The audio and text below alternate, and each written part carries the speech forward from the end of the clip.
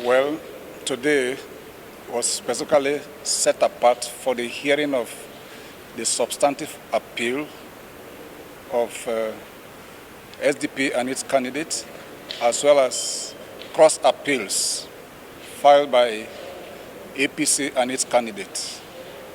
And since morning, the court has painstakingly given time and attention to the respective counsel to the parties to argue the appeals. On our part, we've argued the substantive appeal, challenging the decision of the tribunal with respect to the evidence led by INEC staff, PW1, and Beavers machines tendered, which showed overvoting overwhelmingly.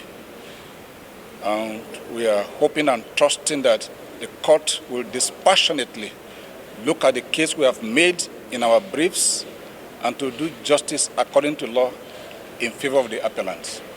Well, I'm not in position to urge the appeal to do anything, but I think they will uphold the rule of law.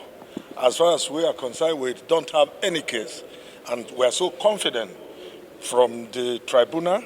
We know that the judgment will go the way of the tribunal because we are sure of our case, and we are not urging them, but they will do what the Constitution permits them.